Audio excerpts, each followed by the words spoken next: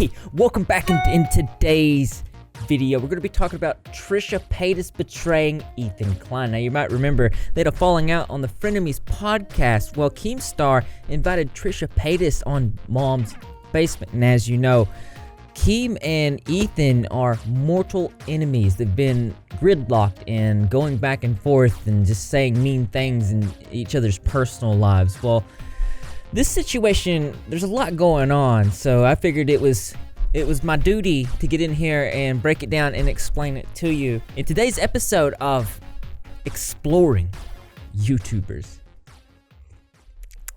That's hot.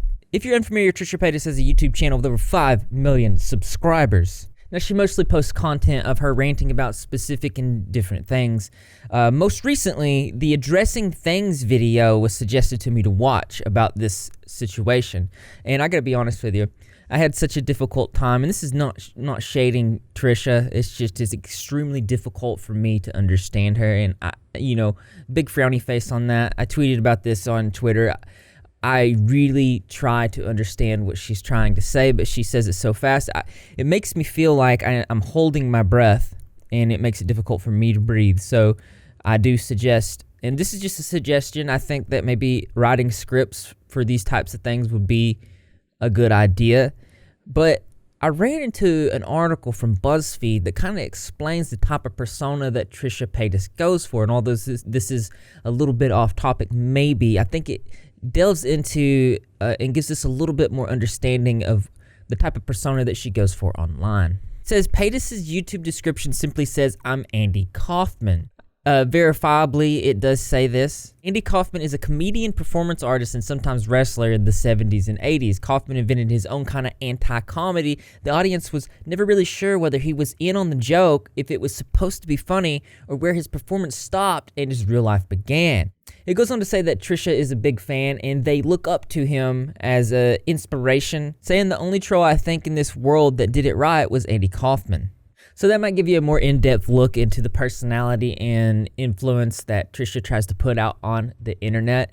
Back to main points of video. Trisha used to do a podcast called Frenemies with Ethan Klein, and there were exactly 41 episodes and one episode of him explaining the separation of the two. This podcast was a big hit amongst the community, and I actually liked it too and was sad to see it go. One article from Insider says the show hung in a precarious balance. On 3 occasions out of the 39 episodes that aired, Paytas stormed off the set following an argument.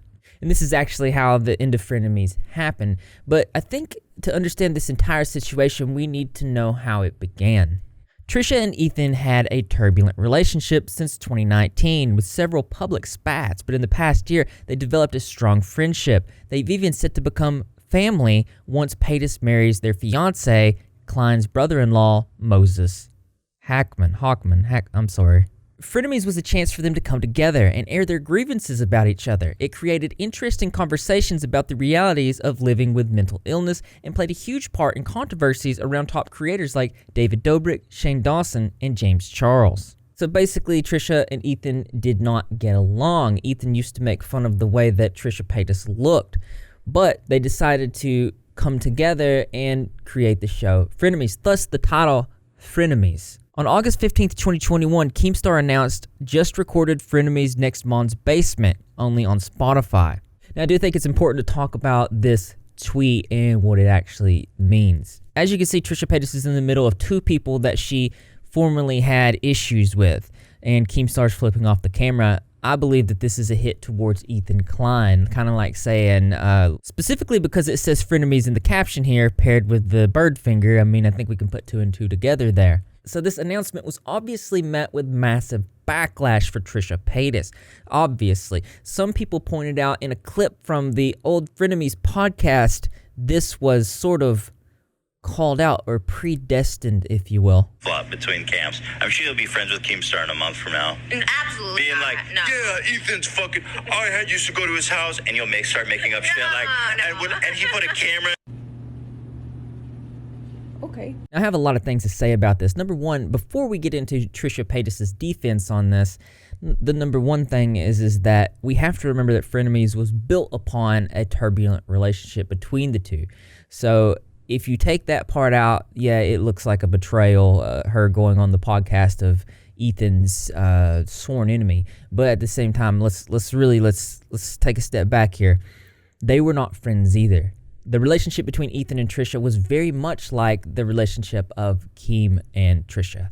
So Ethan invited Trisha out to come on. They made frenemies.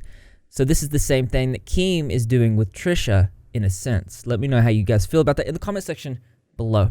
One article saying that Trisha and Keem recently clashed after Paytas criticized the age gap between Keem and his girlfriend, saying that Keemstar was 39 years old and was manipulating and grooming his 20-year-old girlfriend. I actually made videos about this myself.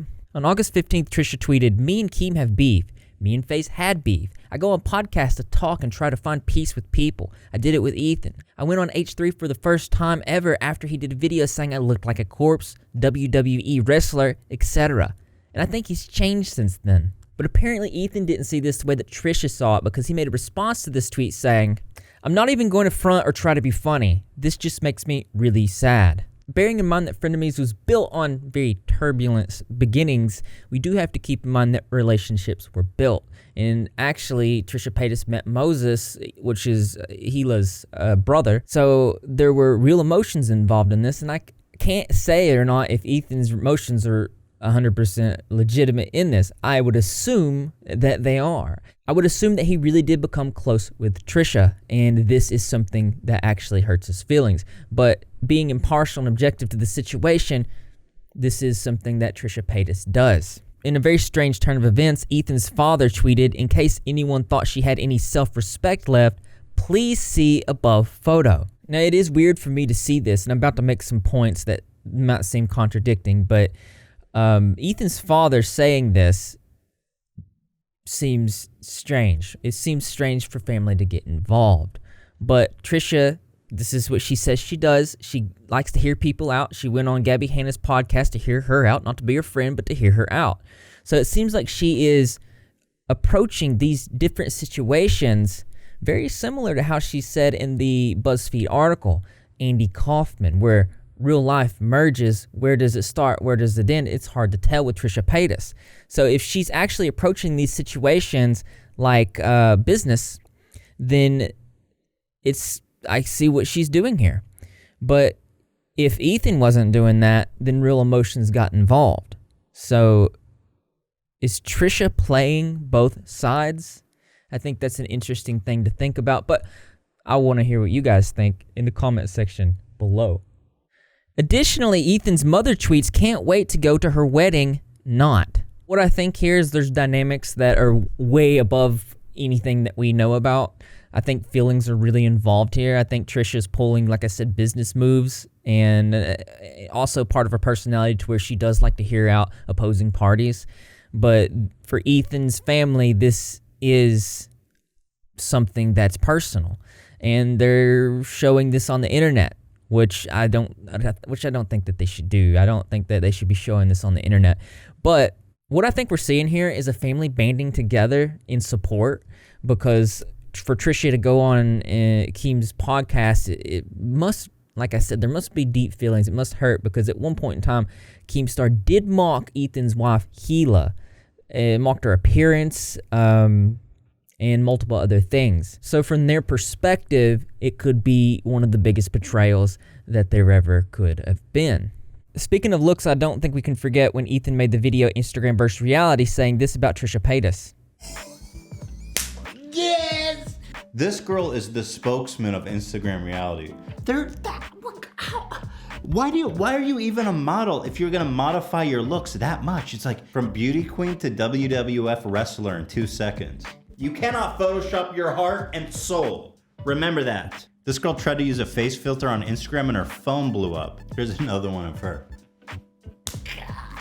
She is the best. Isn't she not the best? Would people even recognize her if they saw her on the street? I mean, she is unrecognizable. This is Coachella versus throwing down in the McDonald's parking lot at 3 a.m. This is Coachella versus World Star Hip Hop. No, that cannot be the same person. dude, Coachella versus open casket funeral.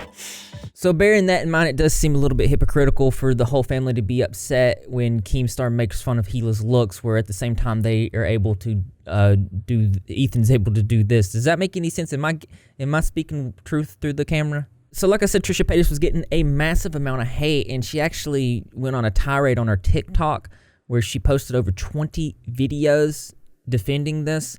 And in one, she does make a really good point saying, everyone's so quick to judge, like, oh my God, you went on Keemstar's podcast just assuming I'm Team Keem. I want to be Keem's friend. I'm on Keem's side. When podcasts are meant to be discussions and going back and forth with someone that you heavily disagree with, and this whole thing started with me coming for Keemstar's relationship, and I just thought talking about it on a bigger platform. And I've gone on people's podcasts who have triggered me in the past. Gabby Hanna trying to make peace. I met Ethan going on his podcast because he made a video saying that I looked like a corpse and a wrestler. And I do believe he's changed since then, making fun of like female presenting people's looks. But I don't know if he would have changed. Maybe he wouldn't have changed if I didn't go on. I just like having discussions with people on podcasts. Keemstar sees this as a massive win. Dear Ethan Klein, I understand that you're very upset right now, very angry, and you want revenge. I know, because when you attacked me and said a bunch of horrible stuff that wasn't true, and, you know, trying to ruin my reputation, you tried to tell everyone that I was an asshole when I already have a reputation for being an asshole. I don't know why you thought that would ever work, because it hasn't. Everyone knows I'm an asshole. They're still subscribed, they're still watching, they're still following. Such a bad play. I don't know if you even had an option to win. From the very beginning, there was never an out for you. I guess ignore, but that's not who you are. You can't ignore. I did though. I just sat in the back and kept quiet, and you got frustrated that you weren't getting the results that you wanted. So you kept pushing it farther and farther and farther to the point where you're breaking YouTube's terms of service. I mean, it was funny to watch. But I don't see a W for you. I really don't. We're at the point now where you're in trouble with YouTube. Your family, like your actual family, is fighting with each other, and they're breaking up over a beef between me and you. I don't see any win for you. This is the third and final offer. I'm offering peace. There's no point. It's quite exhausting, really. It's been a lot of fun this week, but it's quite exhausting. But I fully intend to play this game to the absolute end if you don't make peace. And I will be the last one standing, without a shadow of doubt. This is what I do for a living. Drama, fighting. This is my sport. This is my video game. And I'm a fucking MLG pro. Trisha also said that Ethan was a hypocrite for having his parents fight his battles, which I don't know if that's exactly what was going on, or more if they were just coming to the defense of their son. As I said, they seem to be a big supportive family that really love each other, but it's really hard to determine who is in the right and the wrong in this situation. But I am interested in what you think, because as interesting as this is, there's always something that's more interesting to me. That's right, you guessed it. I want to know what you think. So just go ahead and leave your creative and interesting responses in the comment box below. Thumbs up those likes as always, brothers and sisters. I will see you in the next video. Yeah, man. I hope you're drinking your tea. Stay hydrated. Happy Wednesday. I hope it's going to be Wednesday when this video comes out. It'll come out this week. It was pretty in-depth. Really appreciate everybody who is contributing to the fundraiser. It means a lot. Let's see what we're at. We're at $11,012, exceeding the goal of $10,000. We made it early, so we're going to go ahead and push on to $15,000. If you want to help me do that, absolutely do that and let me know in the comment section below. Also, I'm trying to let's get 2,000 likes on this video. Apparently, if people put likes on the video, it tells the algorithm that this is a good video to promote out to other people, and it really helps. And I just feel like that's something that is a good thing to do. Stay hydrated. Thank you to my patrons. If you want to help and support what I do here on the channel and get your name at the end of my videos, the link to the Patreon will be in the pinned comment. That being said, it's just another way to show that you're repping. If you're not repping, you're getting how you do that. Just subscribe, notifications turn on, be in the comment section of every single video because I'm going to be there. Greg the Cat's going to be there, and the rest of the Red Sox community as well. And I expect to see you there too because this channel loves you. Don't you ever forget that this channel loves you. Fist bump.